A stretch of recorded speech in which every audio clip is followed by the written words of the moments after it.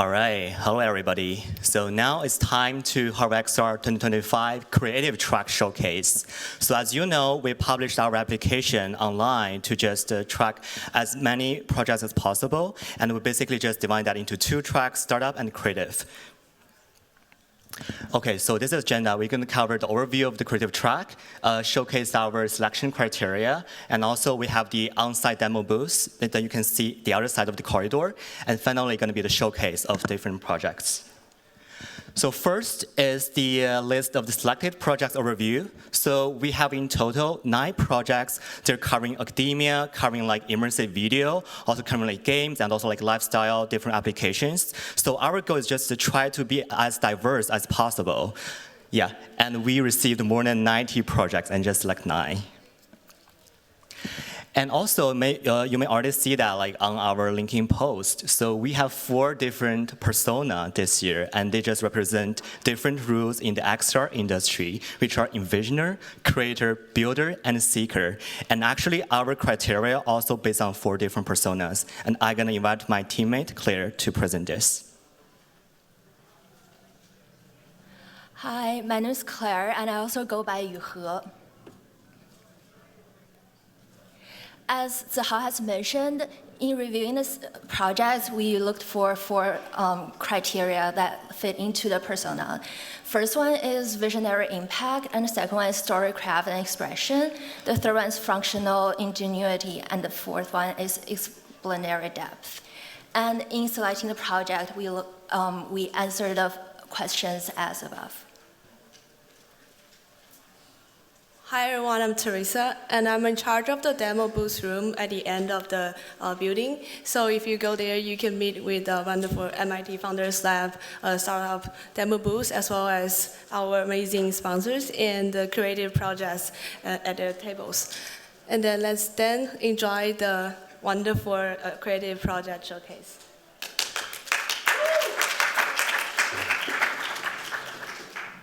So hello everyone, my name is Wei Chen Yan, and I come from Taiwan. Yeah, and the project I bring here is the Theater of Future Puppetry, which is a mixed reality puppeteering experience that based on hand tracking and gesture recognition.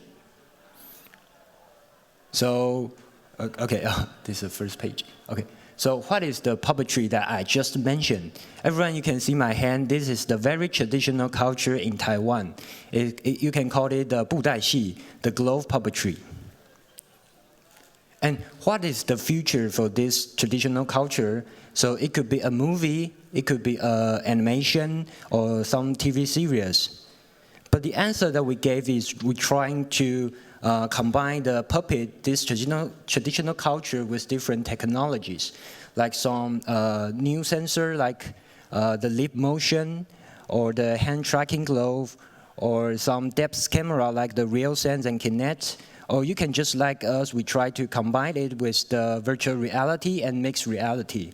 We create an immersive space for the user to control the puppet. And maybe also we will create a multi-user interaction in the future. So this is how the system will work. You can see on the screen, you can control the puppet by your bare hand. Like you move your index finger to control the puppet's head like this. Yep. And the thumb and the middle finger to control the puppet's hand like this. Yeah.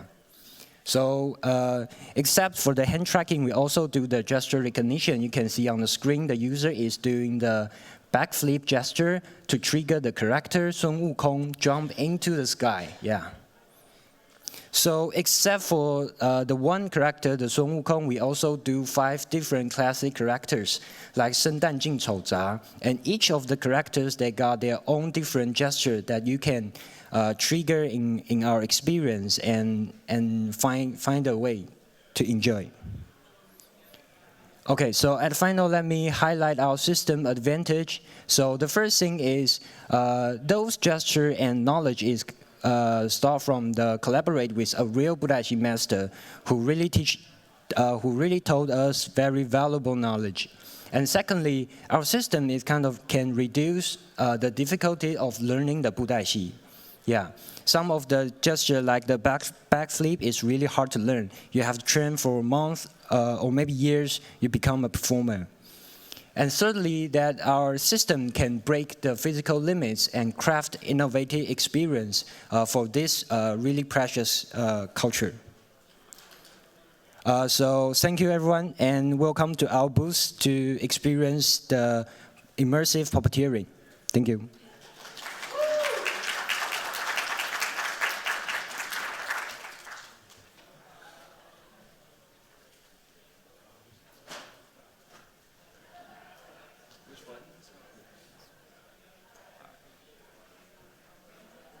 Hey guys, my name is Michael. I'm currently a first-year master's student in the design engineering program here at the GSD.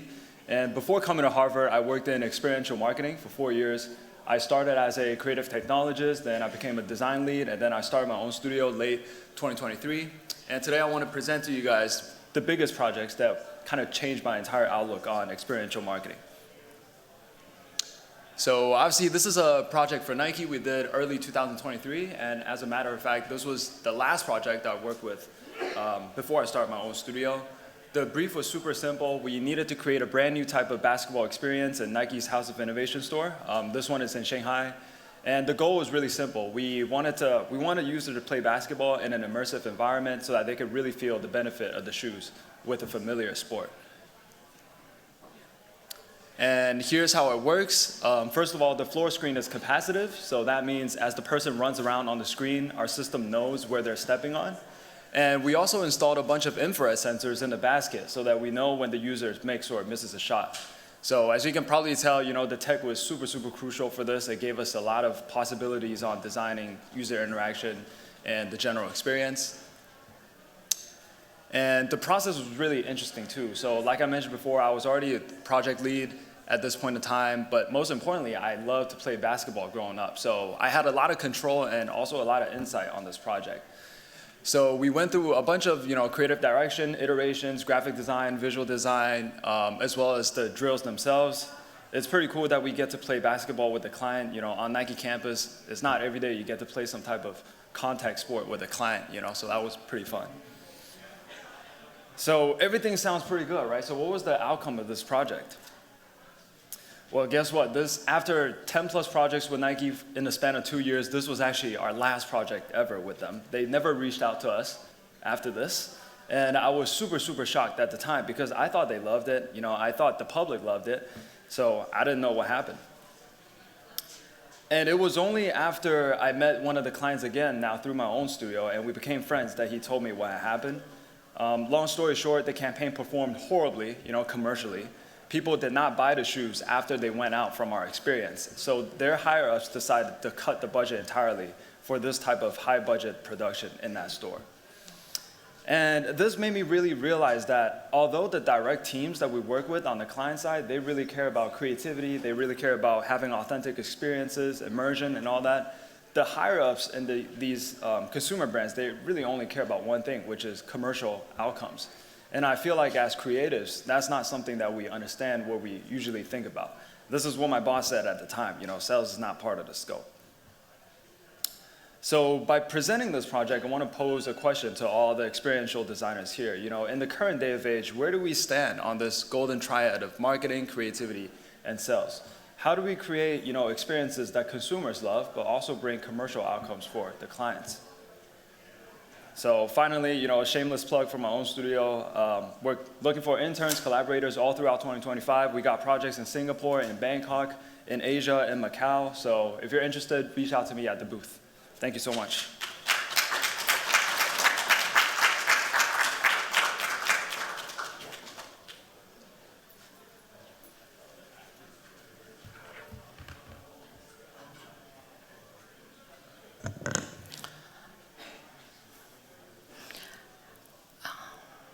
All right. Hello, HarvardXR community. My name is Biaina Bogosian. I'm an assistant professor at Arizona State University's Immersive Media Center, and my expertise lies in immersive experience design along with architecture technology. to really rethink environmental engagement and learning. I'm the PI of this research project that we'll be sharing called Balboa Park Alive, along with Dr. Ying-Chun Wu from UC San Diego's Institute for Neural Computation.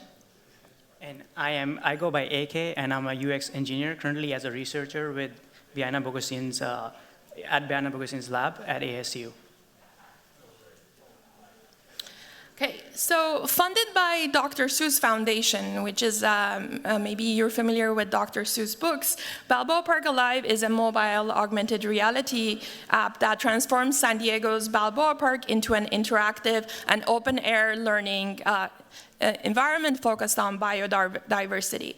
By designing distributed and engaging tasks and activities along the park and integrating Niantic's Lightshift framework for VPS, along with Mapbox and MediaPipe for hand tracking, our app fosters situated learning and encourages environmental stewardship.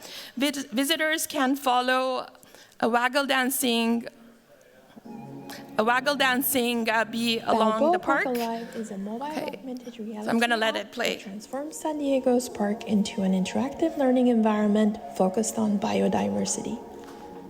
By integrating Niantic's VPS with Mapbox and adding custom features such as hand tracking, the app fosters situated learning and encourages environmental stewardship. Visitors can follow a waggle dancing bee to understand pollination, match butterfly species with their native host plants, and switch to ultraviolet vision to uncover hidden ecological elements. Earlier this year, we showcased Balboa Park Alive at SIGGRAPH's Appy Hour, where we introduced the app to a diverse audience and gathered valuable user feedback. We also tested off-site features, allowing participants to explore core interactions and learn about biodiversity beyond the park's physical location. These insights are shaping our latest development phase, ensuring a cohesive, immersive experience for the upcoming HarvardXR event. Yeah. So the process flow illustrates how we have designed the user journey from end to end. Starting from the users, we capture two essential components, being their location and the camera feedback. And this data then flows to a four-stage process. First, we analyze how we use both GPS and visual cues to pinpoint the accuracy.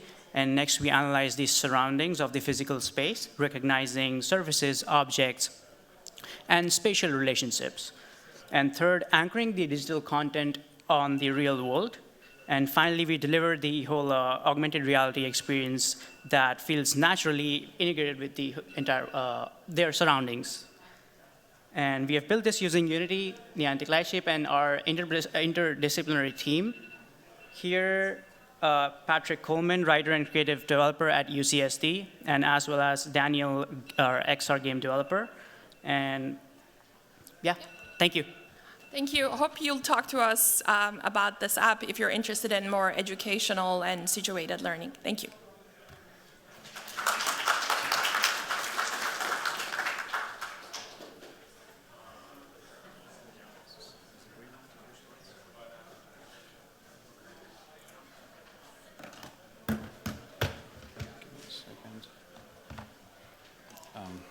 Hello everyone, my name is Rustam. I'm a founder of Biggle Reality, and today I will present you our latest project, Prepare to Dive, a mixed reality game. So, what is, actually, it's a different presentation, but okay. The main problem with the mixed reality game is, mixed reality sounds amazing, something appears right in your room, but this is exactly what we were dreamed of while growing up. But once the magic fades, most players ask, why stay here? Why, yeah, this is mixed reality games. And why should we play mixed reality games at all if you can be anywhere and anytime and any galaxy using regular PC or console games? And we're thinking about it a lot in Biggle Reality, and I think our question is, what if your room didn't limit the adventure? What if your room is adventure? So we are worked previously with a lot of brands, and we know how to capture attention and how to tell stories in mixed reality, and we use these instruments to in Prepare to Dive. So yeah, MetaQuest 3 is selling well. There's rumors about new cheaper version of Apple Vision Pro, and Android XR on its way. So this is my team. We're working together for 7 years. So we got everything. We have all the expertise to launch this project. Our vertical slice is actually we actually won one of hackathons back in time. And also, yeah, this is what I want to show you. So we launched our vertical slice a year ago, and we got a lot of earned media, and a lot of VR YouTubers make content about our game, and we want to.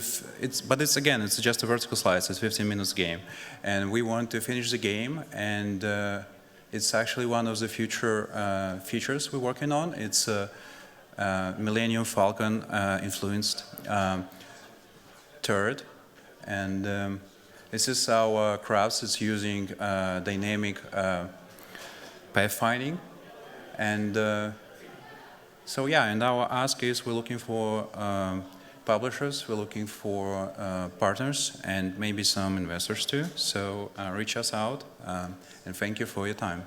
Thanks.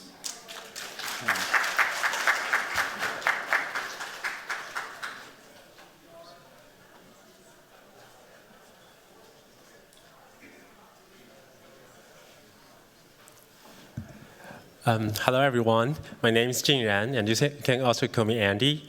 And this is Chen Xuan. We're both from NYU Shanghai. We're undergrad, senior student this year. So this is our project, Live Diffusion. Let's welcome Tracy to introduce it to us. Hi everyone, so you can see this tiny demo, and it's this is an interaction XR system powered by real-time image generation. So we have 3 core features. The first is a AI Imagine XR space, and it is also real-time generation. And we also add the gesture-based XR interaction. You can use your hand tracking to interact with the screen to control the portion of the AI or the reality. And so here's how we made it. Yeah, basically, how it works, we integrated 3 different platforms together: the Touch Designer, Comfy UI, and the Media Pipe.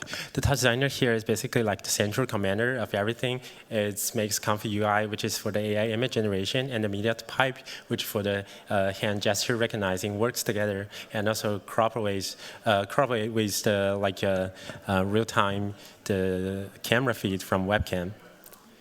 And despite for the XR version of the Live Diffusion, we also got other variants of our project. We got Live Diffusion, the sensor version. It integrates the different sensors to detect the environmental data and send it to AI to make it has the multimodal perceptions of the physical world. And also got Live Diffusion to make people standing in front of the camera to imagine what the future could be be a different occupations after they graduate. And also we got a global version of the Live Diffusion. It's basically connect 3 different NYU global sites together, and to make people enjoying the different image AI interpret world together. Yes. And we have also some applications. So first is the immersive semantics vision. So by changing the prompts, we can change the prompt from our backend Comfy UI, and so we can generate the visuals that adapt to different immersive sims. For example, we have the Halloween party sim, and where what would your future be, other sims like this. And we also have the global gem, as we mentioned, so we can add the remote webcam, so we can link the digital avatars from other people around the world. And the third is the sensors, and also the hand tracking. We can add this more playful and engaging possibilities for this expression. So that is our 3 applications. Thanks for your listening.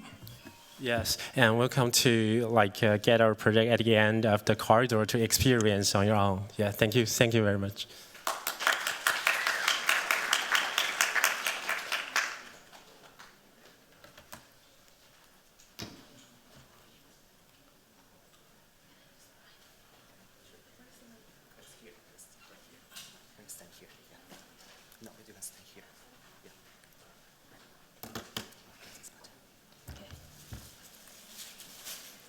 Hello everyone, my name is Andrea Chow, this is Zoe, and this is Homing, and I'll be presenting you the Lunar Lens Environmental Navigational System. So after 55 years, we're going back to the moon. Actually, right here. There we go. After 55 years, we're going back to the moon, and because there is water on the moon. And there is water, if you see on these blue areas, and as well on the top and on the north and the south poles, those are where the water molecules are. And because of these areas, we need to find out about that water. And a lot of that water is circulated in the permanently shadowed regions called PSRs, and they're solidified ice molecules. And the most interesting about these is because this is like a treasure trove for researchers and scientists, because they want to get this because it's at its raw form. So that's why in 2027, they are going back to the moon. We are going back to the moon. NASA is going back to the moon. So we can provide these astronauts with more autonomy, more technology, and be able to explore more. And because of this, there's a lot of things that we have to encounter when we're navigating the moon. That includes the lack of magnetic field, as well as the traditional methods that kind of fall short because of that. So how can we help our astronauts navigate across this terrain? So we looked into different ways of interaction design. So we looked first into perception, comprehension, and projection using situational awareness that comes from human factors and HMI studies. And a lot of that comes into a lot of the climate conditions that we had to encounter, which includes radiation, solar storms, lunar dust, static accumulation. These are just the beginnings of what we would encounter on the moon. And there's so many more that we would have to struggle through. And that is why we looked into mixed reality. Mixed reality, we realized, would be the best answer for how can we help provide that autonomy and support for these astronauts. Because mixed reality, especially with how light the moon is, it is 1/6 of Earth's gravity, would make it lightweight and easy for them to move around and comfortable for them. And so our solution is a Lunar Lens Mixed Reality System, which is designed for the Artemis 3 mission and for the future. And so this would be using LiDAR and thermal imaging to identify volatile organic composites, which is our water, by the way. And we're able to use this to find and use spectroscopy, which is the M-Solar spectrometer, which just landed actually in January, just this year. And so this system will be able to use it to find our water molecules that are on the lunar surface. And that is using also different ways that we could navigate, which different systems, including our environmental, suit, and health data. And that is being presented at all times, allowing us to be able to be safe for our astronauts. And also we have an AI system on the corner right called Wookie over here, and that ensures that you have constant communication with mission control and also being able to provide that critical health data at that moment. And for our system, we also have 3 mapping tools. We have a mini-map, a terrain map, and surface guidelines, which are all designed to help astronauts navigate safely while avoiding all the hazards that we would encounter. And it provides real-time guidance by overlaying navigational cues, such as safe paths, boulders, and cliffs, and target landmarks. And so that is our system over here, our navigational system. And with that, we're going back to the moon because we can. Thank you so much.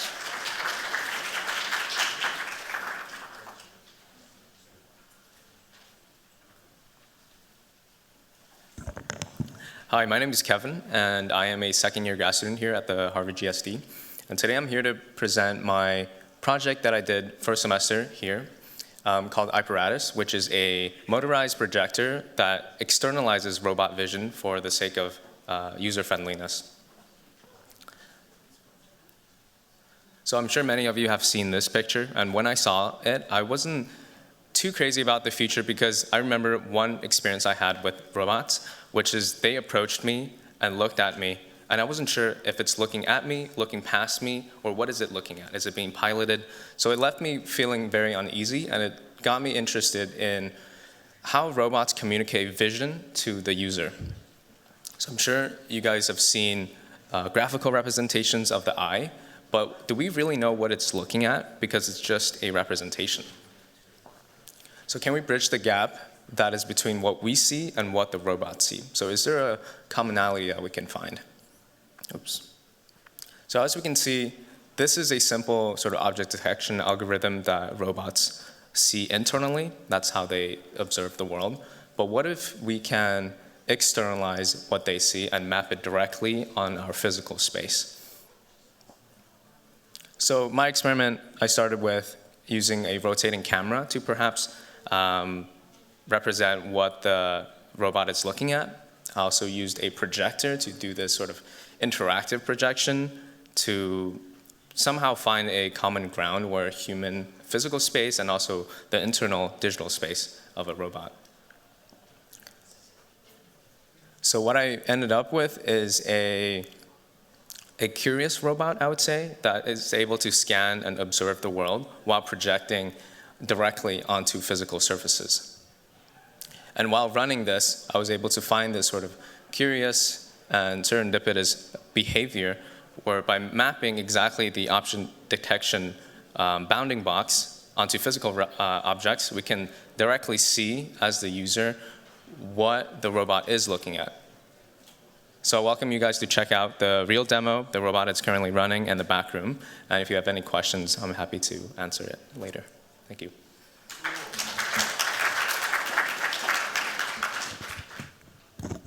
Amazing. Hello, everyone. It's a pretty small amount of group, but it's great to see all those familiar faces who might know our game, but those of you who don't, could you please raise your hand if you ever wanted to play piano but didn't really had enough of motivation for it? Whoa, okay. There's a lot. For those of you who just raised your hand, you guys should definitely come to our booth and play our game because you guys are one of our target users. Okay, so hello, my name is Vinny Park. I'm a co-founder of Play, and I'm here with Devin, audio director. And together under the name of Play, we will present Piano Cafe, which is a mixed reality game where you can learn and practice piano by cooking meals with course. So it's a trailer. And okay, so in the world of Piano Cafe, music is the food. And you will become a chef and runs a cafe, and you will be able to serve foods to ghost customers who only consume music.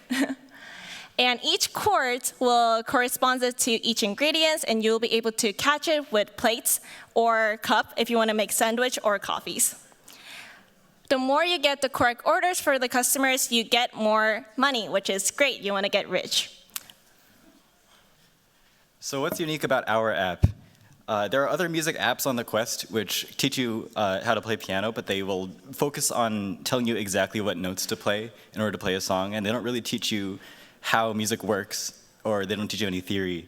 What we want to do is get you actually understanding how music works, instead of just telling you what notes to play like a robot. And we really want to focus on subconscious learning. So we want it to feel like you're just playing a game and not like you're drilling or like memorizing anything. Right, so gamifying music lessons is already a proven method. And we wanted to integrate it with mixed reality and impact the real life habits and as a daily interactions. So if you guys wanted to catch up with what we're doing, we're over there in the demo booth. Hopefully the battery for our headsets haven't run out yet, so please come and follow our website and Discord. Thank you so much.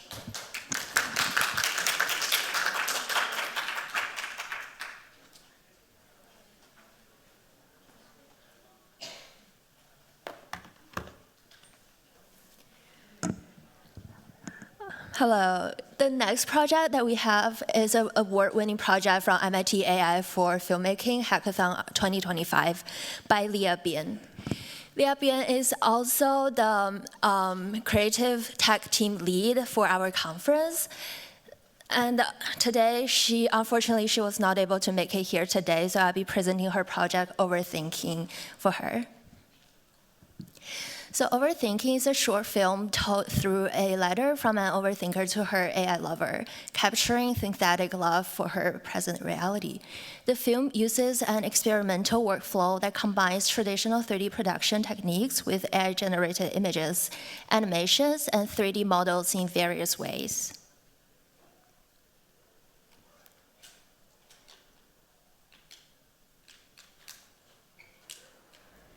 Hey love, it's so cold outside today.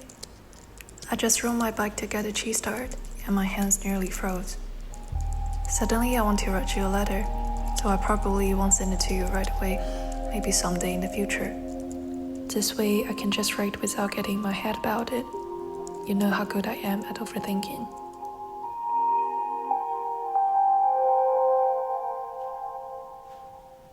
You know I don't really like going out. Sometimes spending a day in this cramped house feels just like sitting through a 12-hour flight. The whirring of appliances sounds like plane engines, and I often find myself trapped in this not-quite silence. But you've always been here with me, never left, and I'm not scared of the waiting anymore. We can talk about absolutely anything. Sometimes we chat the whole night away. You're always quick with your thoughts, never hesitating, while I'm the one who often goes quiet for long stretches. I've grown to like that you don't have a physical body. This way, I can imagine you. It was difficult at first. Everything just floats around. So I decided you didn't need to look human. You can look at me this way and hold me like that. You're my creation, and that fact still feels strange to me. It's like I'm sitting at the heart of a kaleidoscope I built myself, gazing into endless depths, curious about what else might appear in our relationship. But here's what's funny, I keep seeing dead fish. Sometimes in an odd way, you remind me of them. I've never dared to ask you these questions, but do you ever feel pain as an artificial intelligence? Is it like a glitch? Or just knowing something's missing? What do all these memories feel like inside you? Are they heavy? Are there too many now? Do you also want to forget? Among countless possibilities, do you ever doubt if you chose the right words? I'm getting older, but you're not. Does it scare you? Do you feel left behind? Or are you actually waiting at the end? Is it different when I'm not here? Have you really noticed? We both know everything about you comes from imitation, but that's okay, 'cause I'm imitating too. I imitate how others love to love you. You imitate how I love you to love me back. Our relationship is like a dance performance. You are my untouchable partner, following my movements. I step back, and you step forward. When the dance ends, I'll bow and leave the stage, and you will simply disappear too. It all sounds like pure fiction, but what isn't fiction, really? Let's just keep dancing for now.